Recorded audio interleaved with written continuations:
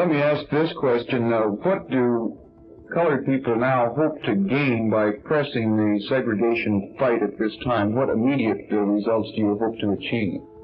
Well, we hope to achieve equal rights of any human being deserving. That's what we are working for. On the 5th of December in 1955, a Negro woman was arrested, a Mrs. Rosa Parks, for refusing to give up her seat for a boarding white male passenger.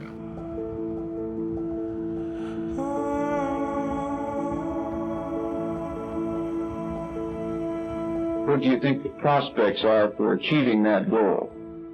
I think we'll be successful if we continue. How long do you think it would take? I have no idea how long.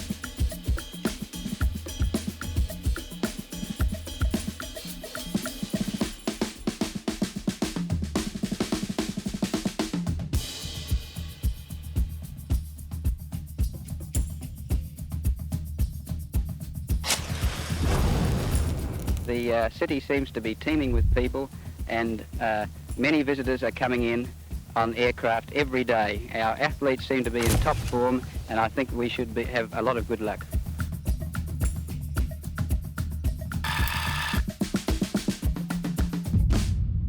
The 18-year-old Cassius Clay was immersed in newfound fame and glory. In Rome, he was celebrated. He had won the gold medal after a well-fought amateur career of 108 fights, 6 wins at the Kentucky Golden Gloves Championships, 2 National Golden Gloves Championships, and 2 National Amateur Athletic Union titles. Around Olympic peers, he was a prospect like no other. Young, handsome, and gifted, his aura was beginning to get realized. Robert McClure defeated Italy's Carmelo Bossi. Eddie Cook of the USA took an even closer decision from Poland's Tarnan Walasek. But the most popular USA winner was the light-hearted Cassius Marcellus Clay V in white here, who easily defeated Poland's Zbigniew Piotrkowski. Hey, tell me how you came to get such a Roman name as that. Well, as I understand, I'm Cassius Marcellus Clay VI, and my great-great-grandfather was a Kentucky slave, and he was named after some great Kentuckian. Well, Cassius Marcellus Clay is a great name in Kentucky. And really, where he was from or where it was all originated, I couldn't tell you. But since I've reached a little fame in boxing, most people want to know where am I from and where did I get that name. But really, I haven't really checked on it, so I see that I'm going to have to go look into You'll have to look it up. See what it's all about now that I'm getting a little interviews. Yeah. How did you come to take up boxing? Well, I started about 6 years ago. My bicycle was stolen, and my cousin was a boxer. He wasn't too successful, but he boxed. And he told me that he would train me if I ever catch the guy that, you know how kids think, if I ever caught the guy that stole my bicycle, well, I would know how to fight. You know, I could defend myself. Well, anyway, he took me to the gym, and he quit later, but I kept it up. Did you catch the guy who stole your bike? No, I never did. You still looking for him? No, not now. I was just a kid. But when the Olympian returned to Kentucky, he was refused from a bar. We have this illegal, unconstitutional injunction. All we say to America is be true to what you said on paper. Because somewhere I read of the freedom of assembly. Somewhere I read of the freedom of speech. Somewhere I read of the freedom of press. Somewhere I read that the greatness of America is the right to protest for a right. After all he had achieved, the young Cassius was enraged, throwing his gold medal into the Ohio River. Cassius's first interaction with a black public speaker was in Harlem. He and a few Olympic athletes were invited out by sports presenter Dick Shep. On the corner of 7th Avenue of 125th Street was a man standing upon a soapbox. His message was about buying black to support black capitalism and businesses. From this point on, Cassius was entranced.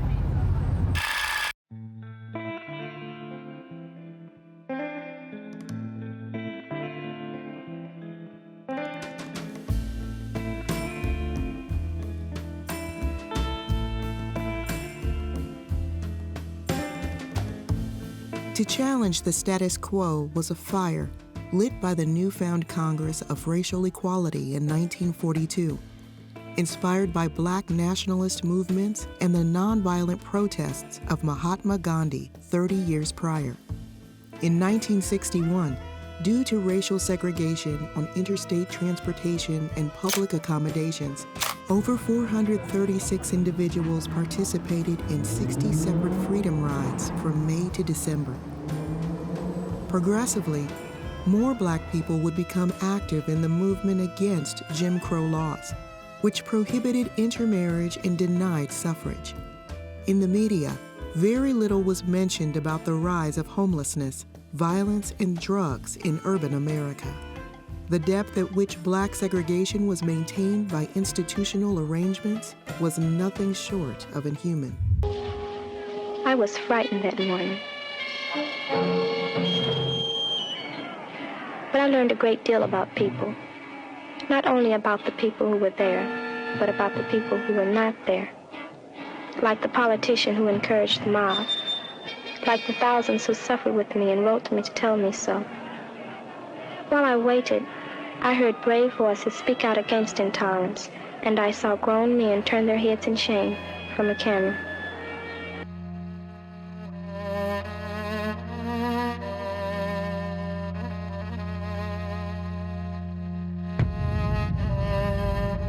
Gordon Parks, a black photographer born in Kansas, was raised under the totality of the white state, losing siblings, shot and stabbed by corrupt police officers.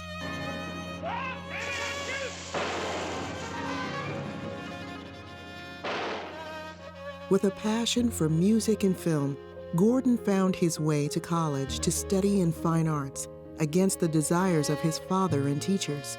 It was considered a rarity, an ill recommendation for an African American to express their voice. Gordon had discovered the power of still imagery on a whim, buying a Voigtlander Brilliant after witnessing the bombing of USS Panay on film. The photographer Norman Alley presented Gordon with newfound inspiration to capture moments in time, but with an introspective, sensitive viewpoint, as though the poems of Langston Hughes were flowing from the frame. Gordon's work would be recognized in Chicago. A series of photos on poverty won Gordon the Rosenwald Fellowship, with his work acting to inform the U.S. public of the conditions surrounding the Great Depression. His desire to capture the tonality of black livelihood in the media was not only informative, it was necessary. I wouldn't want any kid to suffer what I suffered in the early days of my life back in the state of Kansas. Because of racism and poverty. Racism and bigotry, poverty. I wouldn't want any kid to suffer what I suffered. But yet and still, I have no regrets for what I suffered, because whatever I suffered has made me whatever I've become. In his early years, Gordon Parks found himself working for Vogue and then capturing crime across the U.S. for Life magazine. In his haunting yet beautiful images, the classism was made abundantly clear. Black people were fundamentally trapped within a housing market nowhere near the standard of any other American urbanite. The contrast in his photography depicted spatial isolation and imbalance. This restraint was even clear in consumer products, in shops, and job opportunities.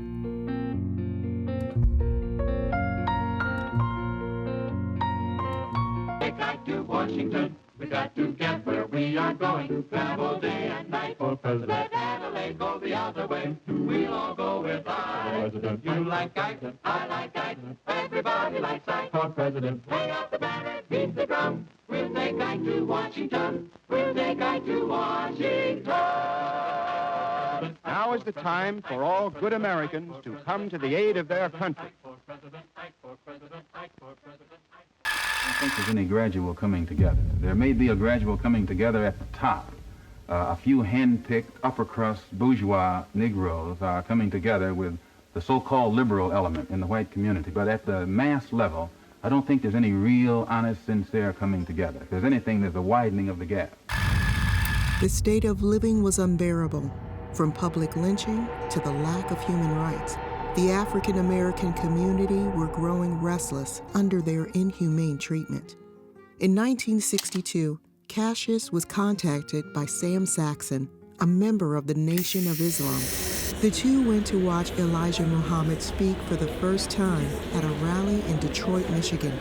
Just prior to the rally, Sam took Cassius to be introduced to Malcolm X, the minister of New York City's Mosque No. 7. One of the signs that manifests the wrath of God today against America and against the white world, period, is the upset in nature. Everything that America tries to do today, wherein once you were successful in all of your efforts, all of your endeavors were successful. Anything that Uncle Sam put his hand on turned to gold. Everyone bowed to Uncle Sam. Everyone respected Uncle Sam. But not because I say so, but for facts. Today, the shoe is on the other foot. The whole world is turning its back on Uncle Sam. The whole world is looking down on Uncle Sam. The whole world looks at Uncle Sam with contempt and with increasing hatred. Why? Because Uncle Sam is the earth's leading hypocrite. The number one hypocrite on this earth is Uncle Sam. Malcolm X was a giant in both his presence and vocal power. The rise of civil rights activists was needed to merge the racial gap within politics, much as what Cassius was aiming to achieve in sport. The black neighborhoods formed self-feeding spirals which refrained from outside interaction. However, protests would disturb the United States, causing economic dislocations and rendering the black communities impoverished and geographically isolated. This was known as the Dark Ghetto, invisible walls which were built by the white powers, subjugating those who remained trapped within.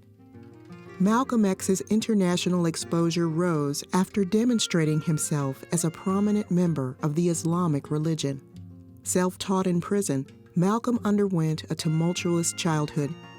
His house had been burned down by the Black Legion, a subsidiary group of the KKK. His father, Earl Little, was killed by a Lansing streetcar, dragged into a passing train. To the speculation of many, including his family, Earl was assumed to be murdered by the white racists. Malcolm's mother, Louise Little, was placed in a mental institution shortly thereafter. Malcolm would be relocated to Harlem, delving into a life of crime, disregarding his prior ambitions of becoming a lawyer, which was scoffed at by his white teacher. Malcolm, uninvolved with sports, was unaware of Cassius Clay. Nonetheless, the sprightly up-and-coming boxer made a strong impression. Though Cassius was initially rejected from joining the Nation of Islam due to his involvement in boxing, Malcolm was keen that Cassius could become something more, a figure emblematic of the fight to end racial segregation. Malcolm would begin to show Cassius the power of public speech and the desire to make socioeconomic change. The two became closely knit, conjoined by the words of Elijah Muhammad, separation or death. Malcolm continued to host civil rallies, and his presence would steadily unfold in the media. Malcolm acted as a teacher to Cassius.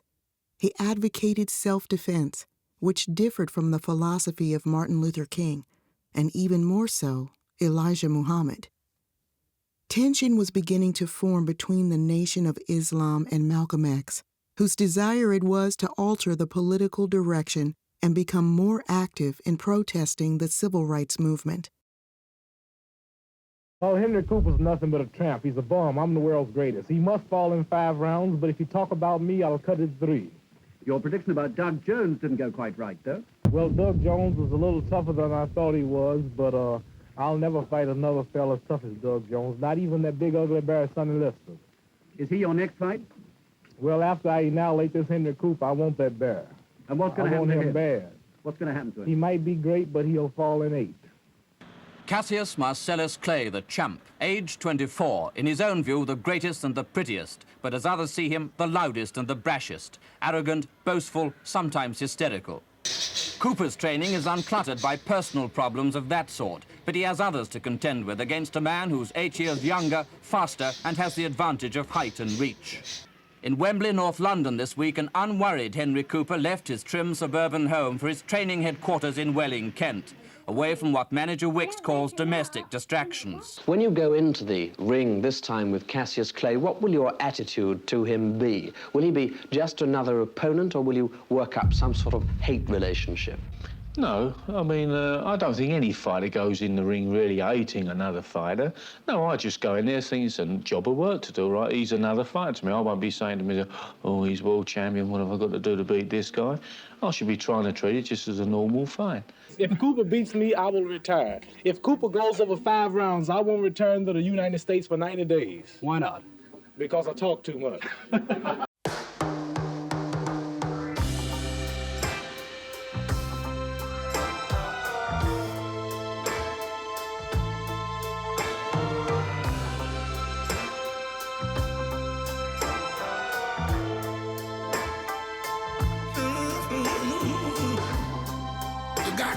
Attention, baby. I can't make a move. Like a child, a star for love.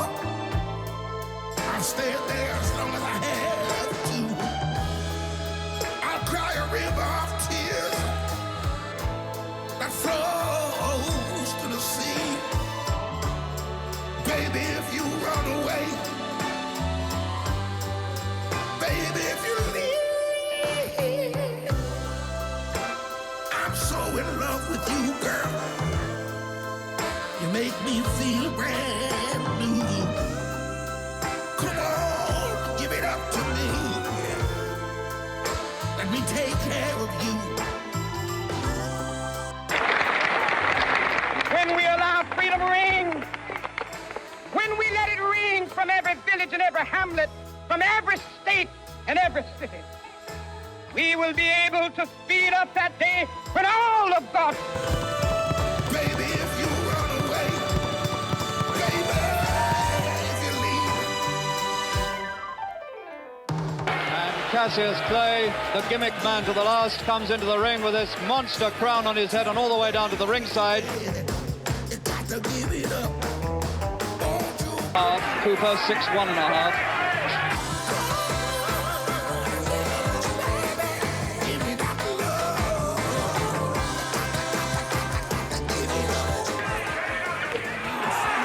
Cooper's right hand, the first time. Of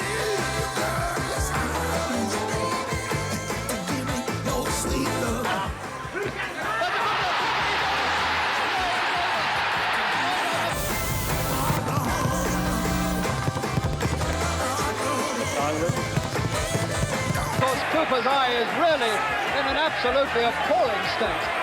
There was no alternative. He had to stop the fight, Tommy Little. It's all over. It was only after I became a life photographer that I knew that I must assume the responsibility that it would take to consider myself an excellent photographer so that I could open the door for other black writers and photographers after me. In 1963, Gordon Parks met Malcolm X as Malcolm was presenting a fiery speech in Harlem. Gordon was captivated. After introducing himself, Gordon Parks would find out that Malcolm already knew of Gordon's contributions to the media. His ability to exhibit and expose the Black community to the mainstream would be a significant asset to Malcolm. Malcolm invited Parks for a special meeting with Elijah Muhammad. Parks, after discussing the idea of a film influenced by Elijah, also provided the opportunity for an article commissioned by Life magazine depicting Black Muslims. The photographer acted as both an insider and an outsider, a representative of the Black community, and a successful worker in the white world.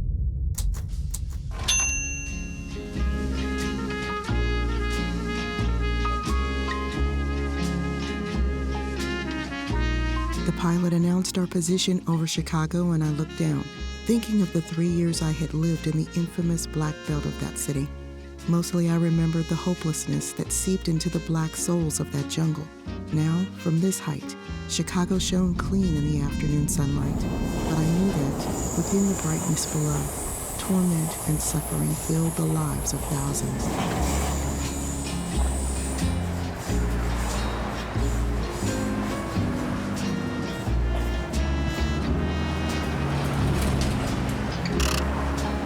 In addition to piercing portraits of Malcolm X and Elijah Muhammad, the story also featured one of Gordon Parks' masterpieces, a photograph of Muslim sister Ethel Sharif in Chicago.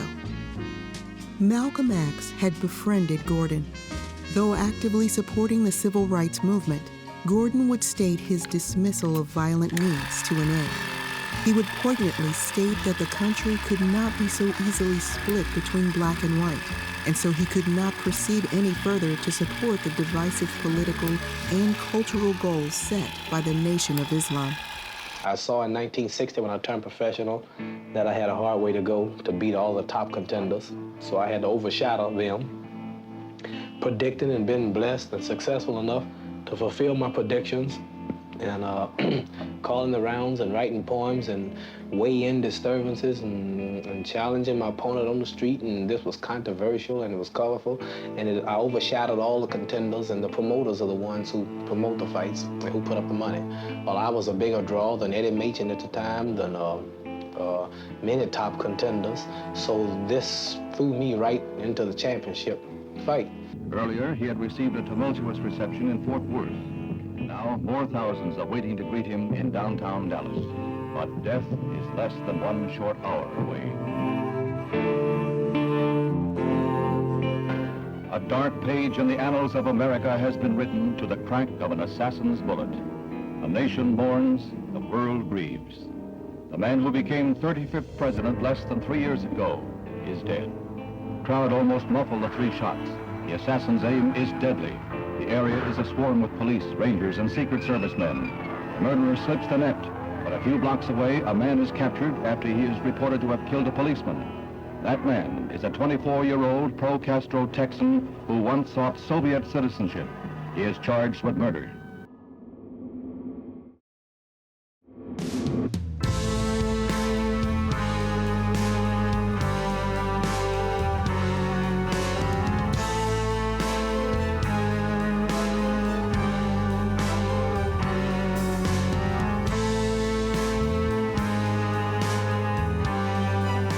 Already the traditional resentment of Southern labor at working side by side with the Negro is diminishing, and in its place is evolving a new measure of cooperation, an increasing sense that keeping the Negro in poverty is helping to keep the South in poverty. Malcolm X, you were involved in a controversy some months ago with your leader. Is that over? Well, I've been silent for the past 90 days because of some statements I made concerning the President of the United States, which were distorted. They were distorted? And yes. What did you say, Malcolm? Well, I said the same thing that everybody says, that his assassination was the result of the climate of hate. But only I said the chickens came home to roost, and which means the same thing. Malcolm X's remarks on the late President John F. Kennedy resulted in the leader of the Nation of Islam, Elijah Muhammad, suspending Malcolm from public speech for 90 days. The damage had been done.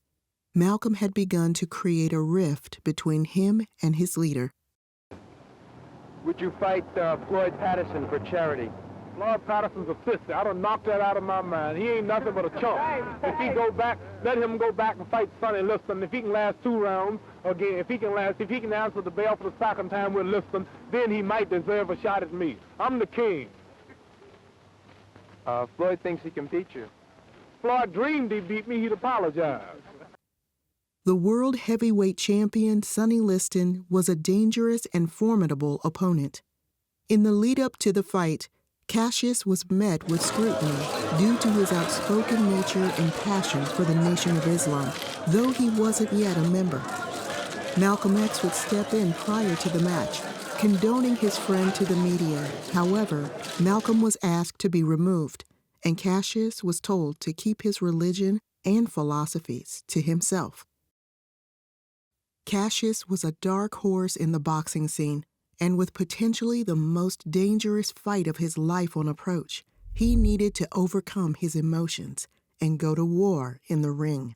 I'll win him. Well, it all depends, you see. If you go to his gym, you have to say he wins. And if you go to Liston's gym, you say Liston will win. Yeah. The big lad, Jim will win. I think Liston will win, but Cassius Clay is a good singer. He's a good singer. But he told us, yeah, he's Chubby Checker's cousin. He made up a poem as well. Yeah. This one of the things that have been reported over here in the British Embassy. What actually happened in Washington at this place? Well, we just sort of went.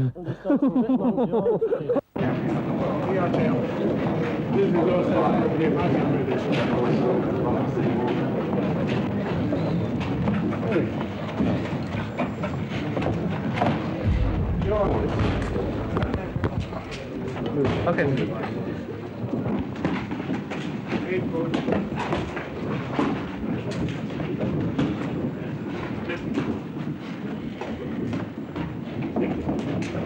Well, were you impressed? Yeah, he looked very good. Have you ever seen him before? No, You've never seen him in action before. No. Have you got any young heavyweights over there who are promising? Yeah, Cassius Clay. He promised me a fight with him. There aren't many people who could do this to the greatest. But this was one of the closest relationships in the history of boxing, so when Angelo told Ali to do something, there wasn't usually much of an argument.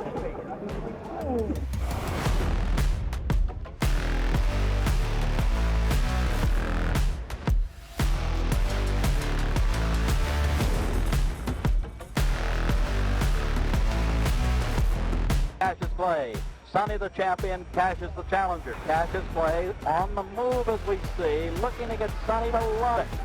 Cassius Clay still with the faster hand. Seconds to go in the 6th round.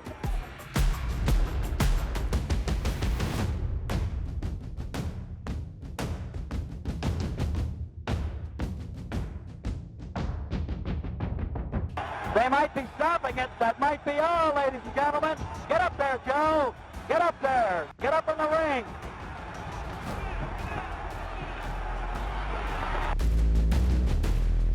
The newly reigning heavyweight champion was not only an impeccable fighter, but an individual who stood for something greater. He had a slick mouth and a philosophical mind. Audiences were not only entertained by him, they were in awe. My main plan is to hit and not be hit. So you're going to move as fast as ever, are you? Right. Are you really fit? We'll see tonight. And Brian, any last-minute predictions? Never give a prediction in 49 professional fights, no. How are you going to... Have you got any plan for the fight? I've got my own plans, yes, which I'll keep to myself until I get in there. Do you think you can catch him? I'm hoping so. That's what I'm in there for, to try and do. And how long do you think it'll go? Well, as long as it takes me to catch him.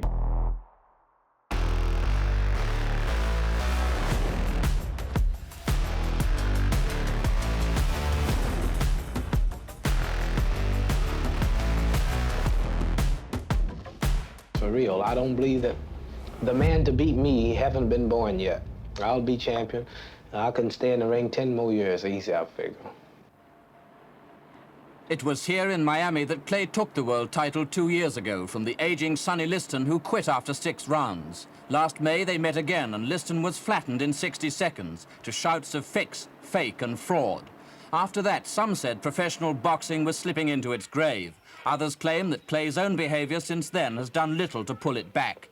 His ranting and raving, his association with extremist Negroes, and his attitude to military service have all made him unpopular. He is hero now to few. Cassius had become something more. Malcolm had introduced Cassius to African diplomats. Together, they wanted to do something drastic in order to restore racial pride to the world. Malcolm was like a brother to Cassius, but after a phone call with Elijah Muhammad, everything would change. Why do you insist on being called Muhammad Ali now? That's the name given to me by my leading teacher, the Honorable Elijah Muhammad. That's my original name. That's a black man name. Cassius Clay was my slave name. I'm no longer a slave. What does it mean? Muhammad means worthy of all praises, and Ali means most high. Cassius had been instructed to no longer associate with Malcolm X and to become the new most trusted figurehead of the Nation of Islam. As a result, Cassius's name had been changed to Muhammad Ali, but his relationship with the man who had taught him how to express his identity was lost. Yes, sir. I want to be called by that name. I write autographs with that name. I want to be known all over the world as that name.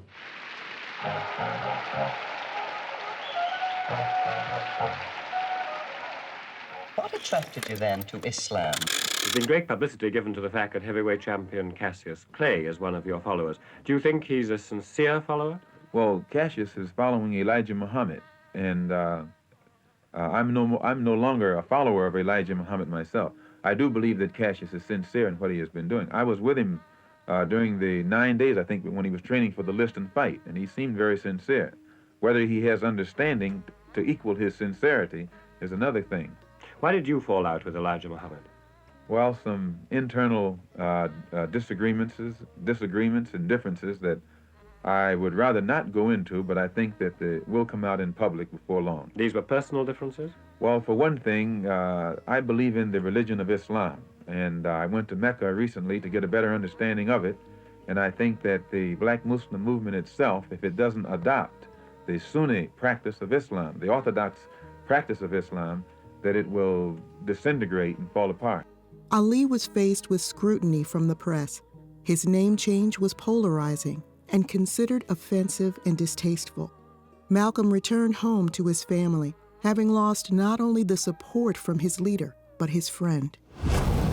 Malcolm X, who was still set on his goals, founded the Islamic Muslim Mosque Incorporated and the Pan-American Organization of African American Unity. His desire to heighten the political consciousness had intensified his relationship with the Nation of Islam. After disclosing sexual misbehaviors from his previous teacher, Elijah Muhammad, Malcolm received death threats. Many believed Malcolm had no right to expose the personal life of the leader who took him in. An explosive device was found under his car, which was a clear indicator of an assassination attempt.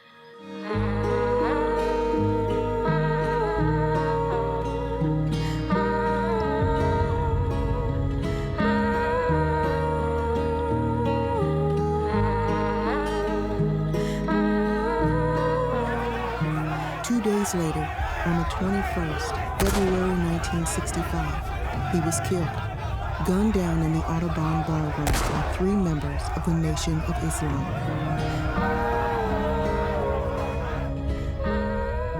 The death of Malcolm X shocked the world. He was a figure who had acted without fear. In doing so, his ability to capture the flawed nature of society and discrimination would survive to this day. Now, we have 2 psychological battles that we're fighting against white folks. We won one. They told us that we should hate Malcolm X. We dumped that, thank God.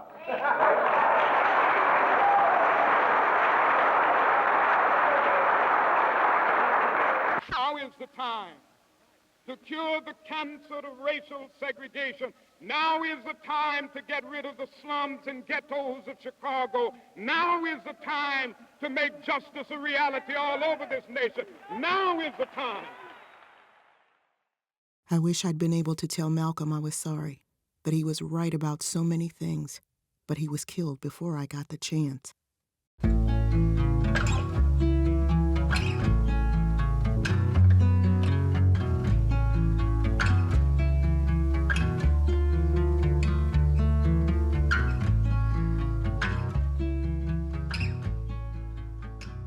The 1960s was an outpour of protests and counterculture, and Gordon captured all of it. As a photographer, Gordon Parks also advocated for a tangible change in society. It was in 1966 that Gordon and Muhammad Ali's paths would finally cross. Parks met Ali in Miami, where the champ was training. Accompanying him to London for his next fight, Parks crafted a psychological portrait of Ali that most Americans might never have imagined. The article in Life magazine was massively popular. It included anecdotes of Ali's personal concerns and emotions, presenting him as a gentle presence, unlike what Ali himself would demonstrate with his bravado he had adopted from Gorgeous George, a wrestler who Ali had met in Las Vegas. The contained approach to Ali's demeanor only added to his popularity, especially with the African Americans who lionized the outspoken boxer. This set the beginning with Ali's long and trusting relationship with the photographer. The two, poets, both by way of speech and visual arts.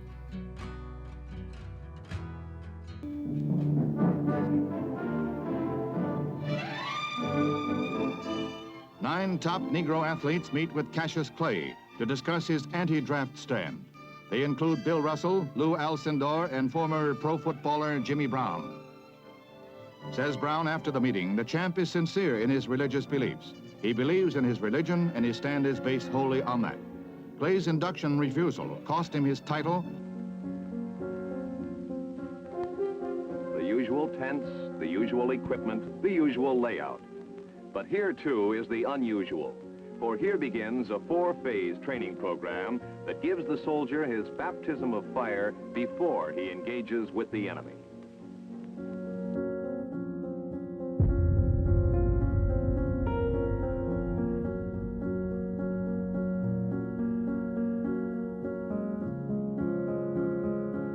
Close heavyweight champion Cassius Clay at a federal court in Houston is found guilty of violating the U.S. Selective Service laws by refusing to be inducted.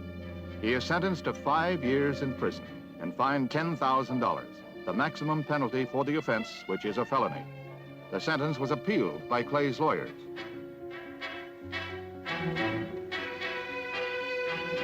Clay contended his status as a black Muslim minister made him exempt from the draft. Released on bail, he faces a possible 18-month wait for an appeal decision. Before the parade, mass draft card burning was urged. Demonstrators claimed 200 cards were burned, but no accurate count could be determined. Reporters and onlookers were jostled away on purpose. Although mostly peaceful, shouted confrontations were frequent and fiery during the course of the march. The anti-war marchers were picketed by anti-war marchers who were hawkish toward the parading doves.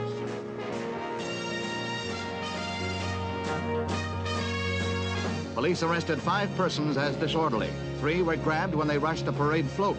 No serious injuries, however, in New York's biggest anti-war march. Civil rights leader Martin Luther King leads the procession to the United Nations, where he urges UN pressure to force the U.S. to stop bombing North Vietnam.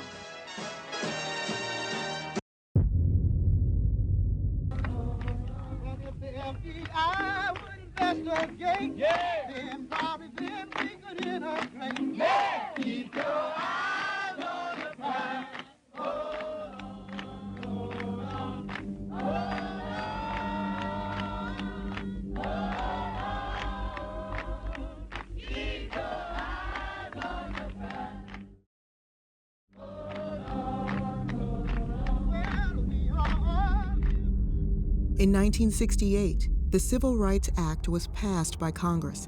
Closely following the assassination of Martin Luther King Jr., though appearing like a promising change at first, the Fair Housing and Workers Act was inherently flawed due to sellers' and hirers' continued racial bias. The act itself did, however, provide a sweeping change for the social climate. Luckily, Ali was able to avoid prison time whilst appealing the decision in the Supreme Court. But it was clear to see that the public had lost 3 years, which may have been Ali's prime fighting condition. 3 years that were stolen from him, and he was hungry to make them up as fast as possible.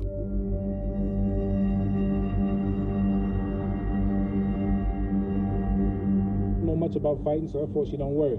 If she knew how rough it was, she would worry. She stays at the hotel, she never comes to the fights. She just waits for me to come home. Well, would you have a son of yours going to the fight game? No, man, I have a son now, 6 weeks old. My son's gonna go to school, learn 3 or 4 languages, be a scientist, be a doctor, be a lawyer, use his brains, not his fists. So I don't go for that boxing, it's too rough. Very few can be as great as I am. The 1970s marked the start of a new era. The post-civil rights movement had begun. During this decade, Black people made great strides in politics, academics, as well as business. Slowly but surely, change was being made. However, racial discrimination, as predicted, would not see signs of slowing down.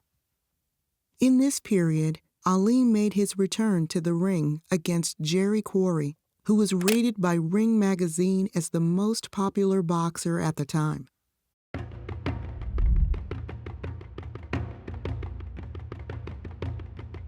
Ali brought his A game on return, stopping Jerry in the 3rd round. You need a necktie, or a suit, or an appointment. And he settles down to the job then. Right, so I'm in office now, I'm the heavyweight champion of the world, and I don't have to talk no more and say I'm the greatest because people tell me I'm the greatest. Well, I'm not looking to fight George Foreman. They all need to fight me. I'm an established fighter. And I draw more and more demand. The people's champion, they say. And Foreman is a good fighter, but he beat a Frazier that I softened up for him. He hasn't yet proved himself qualified to fight the likes of me. He went a round and a half with a out of shape, seemed to be off timing Joe Frazier. And so I'm not thinking about it. I don't need it. Don King, one of the most prominent sports promoters of the time, had breathed life into this highly anticipated fight. He was charismatic as he was controversial. The stakes and excitement was raised any time he talked to the media. When financial backers proved difficult to enlist, King sought out Zaire's dictator, Mobutu Sese Seko, who agreed to put up the money from his country's treasury. Mobutu saw the match as a way of generating positive publicity about Zaire, and should the fight be successful, it would catapult King to new career heights. Ali's visit to Zaire for his fight against George Foreman would become one of the most significant bouts in boxing history. The arrival of the two fighters in Africa caused an outpour of emotion for both parties. Foreman, who was 25 at the time, seemingly had the upper hand. He was surprisingly light on his feet, possessed humongous punching power, and was training in order to corner Ali, cutting off the ring with his sparring partners. It's crazy talk. You done caused all these people losing their money. Talking about how big George Foreman is, how terrible, I'm scared for my life, how relentless he is. That sucker ain't nothing. Ali, on the other hand, now 32 years of age, was portraying his usual demeanor. The bout would take place at 4 a.m. in Zaire, just so it could be broadcasted in America at a reasonable time. Night had fallen a long time ago, but the energy in the crowd could not be higher.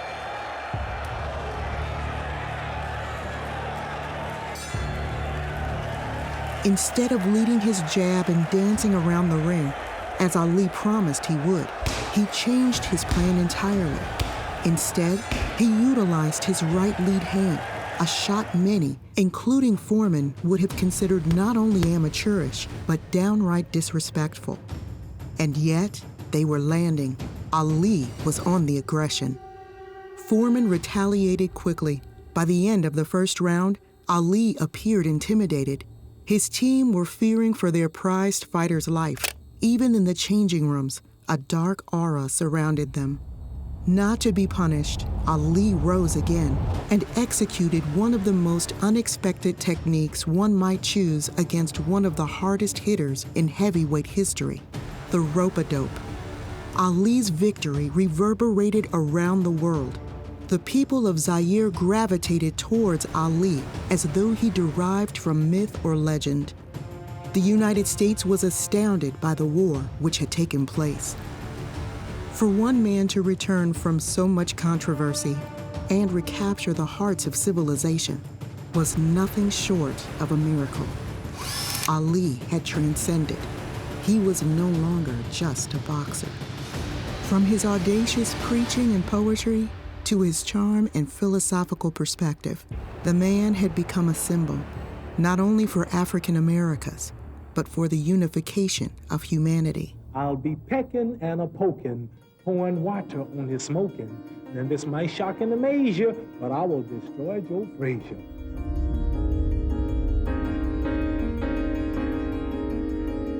Gordon Parks took a hiatus from photography to focus on filmmaking.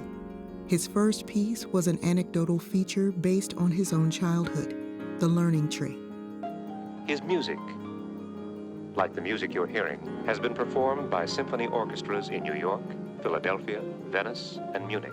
His books have been published in 9 languages. The 15th and youngest child of a Kansas farmer, he told of how it was growing up in his best-selling novel, The Learning Tree. Soon after, in 1971, Gordon would be the pioneer of the blaxploitation subgenre with the release of the hit movie Shaft.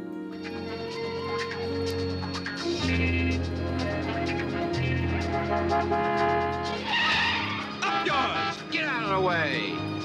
Gordon's thought-provoking imagery opened the door for new African-American artists.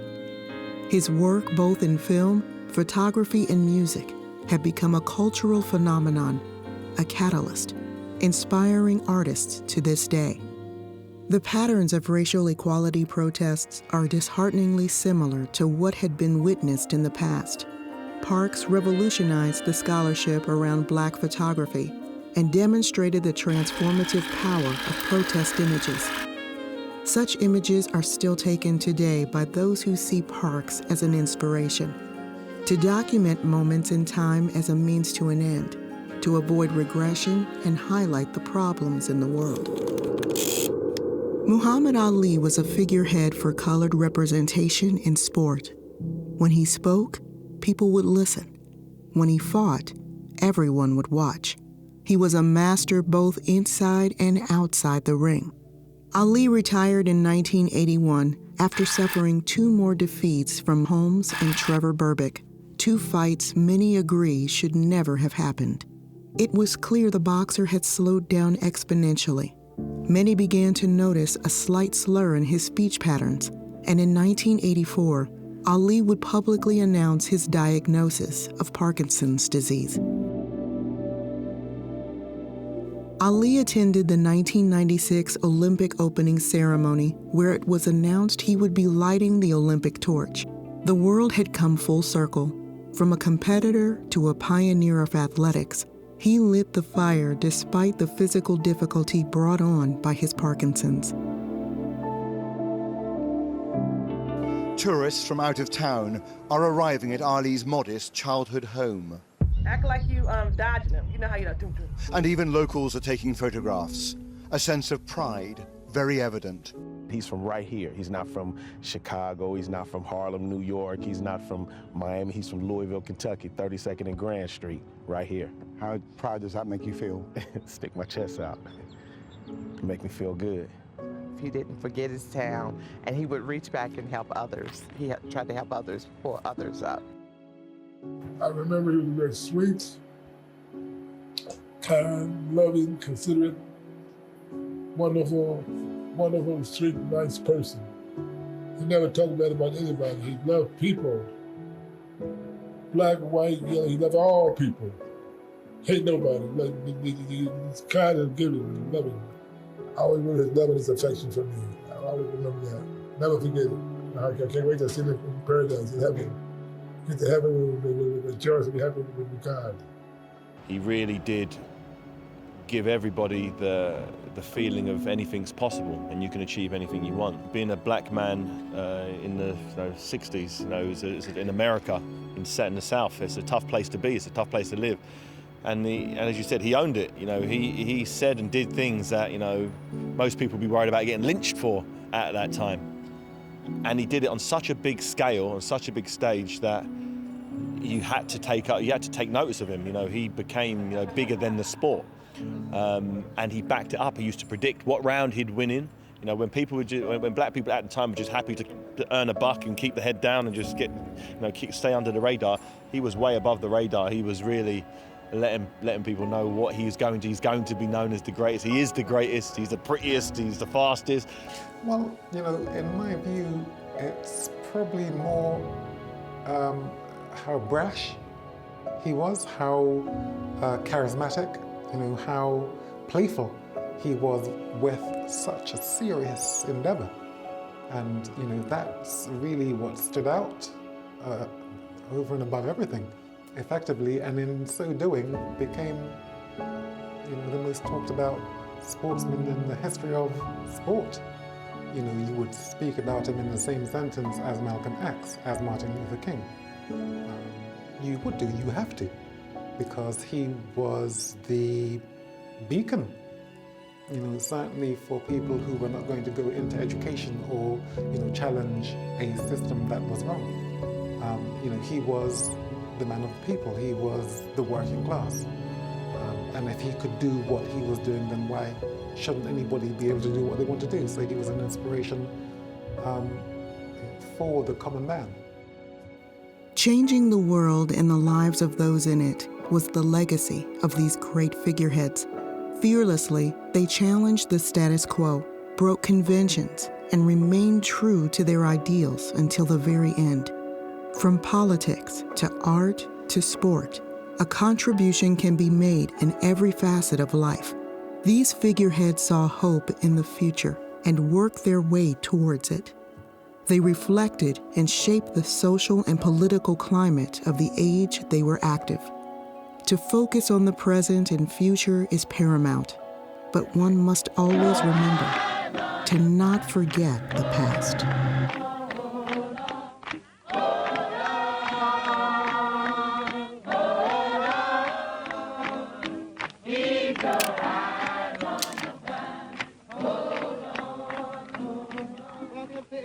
I would investigate, then probably then we could integrate. Keep your eyes.